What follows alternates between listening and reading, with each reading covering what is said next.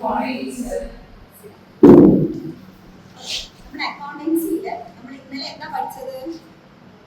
Meaning and definition of accounting ആണ് പഠിച്ചത്. എല്ലാവർക്കും മനസ്സിലായോ? ഓക്കെ. അപ്പൊ എന്താണ് അക്കൗണ്ടിംഗ്?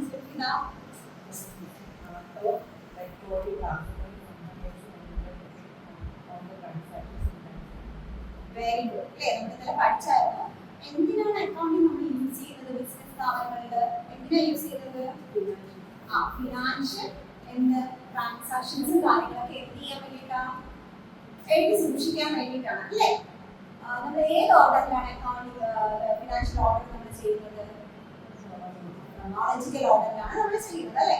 പിന്നെ എന്ത് പറയാം, നമ്മൾ അക്കൗണ്ടിങ്ങിന്റെ അഡ്വാൻറ്റേജ്, എന്തൊക്കെ അഡ്വാൻറ്റേജസ് ആണ് അക്കൗണ്ടിങ്ങിലുള്ളത്? ഇതുപോലെ ഒരു ബിസിനസ് സ്ഥാപനമാകുമ്പോൾ ഉറപ്പായിട്ടും എന്ത് വേണം? അക്കൗണ്ടിങ് വേണം. കാരണം അവിടുത്തെ എന്തൊക്കെ കാര്യങ്ങൾ അക്കൗണ്ടിങ് എഴുതുന്നത്? പർച്ചേസ്. അല്ലെ, നമ്മൾ സാധനങ്ങൾ വാങ്ങിക്കുന്നുണ്ടെങ്കിൽ അതിന്റെ ഡീറ്റെയിൽ കാര്യങ്ങൾ എഴുതും. പിന്നെ എന്ത് നടക്കുകയാണെങ്കിൽ ബിസിനസ് നമുക്ക് ഏറ്റവും പ്രധാനമാണ്. അവിടെ എന്ത് നടക്കുക? സെയിൽസ് നടക്കുക. സെയിൽസ് നടക്കാൻ മാത്രമേ എന്ത് കിട്ടത്തുള്ളൂ? പ്രോഫിറ്റ് കിട്ടുന്നുള്ളൂ. ഇല്ലേ? പർച്ചേസിനാണോ അവിടെ ഇമ്പോർട്ടന്റ്? പിന്നെ സെയിൽസിനാണ് ഇമ്പോർട്ടന്റ്. അല്ലേ? അപ്പൊ അവിടെ എന്തൊക്കെ സൂക്ഷിക്കും? പർച്ചേസ് ബുക്ക് സൂക്ഷിക്കും, പിന്നെ സെയിൽസ് ബുക്ക് സൂക്ഷിക്കും. പിന്നെ എന്താ, നമുക്ക് ആൾക്കാർക്ക് ചിലപ്പോൾ കടം കൊടുക്കേണ്ടി വരും. അല്ലേ? എല്ലാവരും കറക്റ്റ് എമൗണ്ട് നമ്മുടെ കൈ കൊണ്ട് തരുമോ? ഇല്ല. അപ്പൊ നമ്മൾ എന്ത് ചെയ്യേണ്ടി വരും? കുറച്ച് കടം കൊടുക്കേണ്ടി വരും. അവർ നമ്മൾ എന്താ പഠിക്കുക? എന്താ പേര് പറയണേ? ക്രെഡിറ്റേഴ്സ്. അപ്പൊ അവർക്ക് വേണ്ടിയിട്ട് എന്ത് മാറ്റി വെക്കണം? ഒരു ബുക്ക് മാറ്റി വെക്കണ്ടേ? പിന്നെ നമുക്ക് ആരും ഉണ്ടാകും, നമ്മൾ ആരെങ്കിലും കടം വാങ്ങിക്കുന്നില്ലേ, അവരെന്ത് വിളിക്കും? Very good. അപ്പൊ അവർക്ക് വേണ്ടിയിട്ട് എന്ത് ചെയ്യണം? നമുക്ക് എന്ത് വേണം? ഒരു ബുക്ക് മാറ്റി വെക്കണം. അല്ലെ? അപ്പൊ ഇതിനെ നമുക്ക് ബുക്ക് കീപ്പിംഗ് എന്ന് പറയാം. എന്ത് വിളിക്കാം? Book keeping. അല്ലെ? എന്താണ് ആ ടേം? എന്താണ്?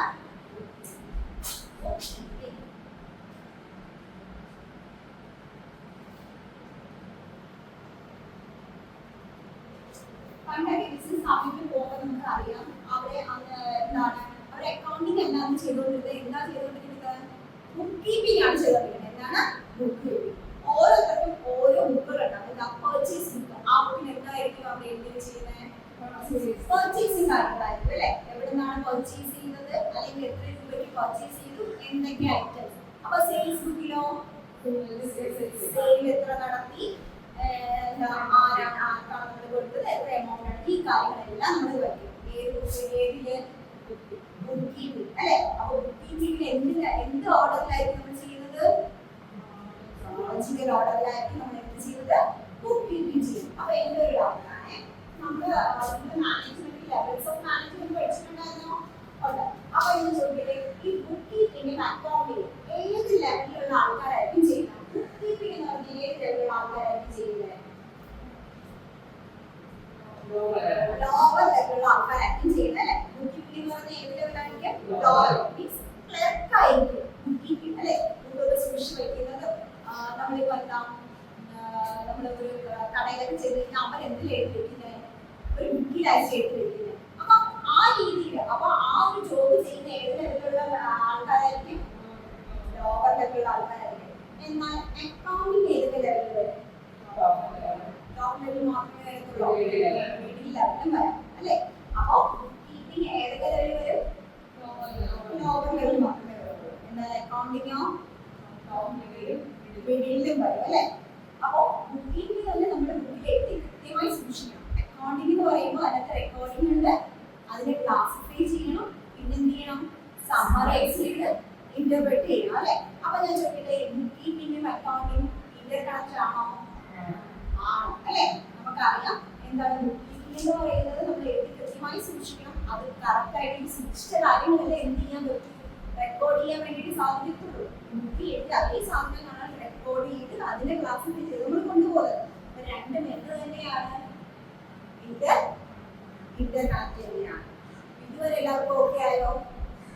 അപ്പോ എന്താണ് ബുക്ക് കീപ്പിംഗിന്റെ ഒരു അഡ്വാൻറ്റേജ് എന്താണെന്ന് പറയാമോ? Very good. Day to day transactions എല്ലാം നമ്മൾ എന്ത് ചെയ്യും? ബുക്ക് കീപ്പിംഗിൽ എഴുതി വയ്ക്കും. അപ്പം ഏത് ആൾക്കാരാണ് ബുക്ക് കീപ്പിംഗ് സൂക്ഷിക്കുന്നത്? ലോവർ ലെവൽ, അല്ലെങ്കിൽ നമ്മൾ ക്ലറിക്കൽ ലെവൽ എന്ന് പറയും. ബാക്കി അക്കൗണ്ടിങ് ഏത് ലെവലിലുള്ള ആൾക്കാരായിരിക്കും? ടോപ്പ് ലെവൽ, മിഡിൽ ലെവലിലുള്ള ആൾക്കാരായിരിക്കും ഏത് അക്കൗണ്ടിങ് നമ്മൾ ചെയ്യുന്നത്. അതുപോലെ തന്നെ നമ്മൾ ചോദിക്കില്ലേ അക്കൗണ്ടിങ്ങിൽ ഏറ്റവും ഇമ്പോർട്ടൻ്റ് ആയിട്ടുള്ള 3 കാര്യങ്ങളുണ്ട്. എന്തൊക്കെയാണ്? റെക്കോർഡിംഗ്. ഓക്കെ, അപ്പൊ ബുക്ക് കീപ്പിംഗും അക്കൗണ്ടിങ്ങും എല്ലാവർക്കും മനസ്സിലായോ? മനസ്സിലായി. അപ്പോ എന്തെങ്കിലും ഡൗട്ട് ഉണ്ടോ? ഇനി ഡൗട്ട് ഒന്നുമില്ല. ഓക്കെ, ഇതപ്പോ നോട്ടിൽ എഴുതിയിട്ട് നിങ്ങൾ എന്ത് ചെയ്യണം? നാളെ വരുമ്പോൾ എന്ത് ചെയ്യണം? കൊണ്ടുവരണം.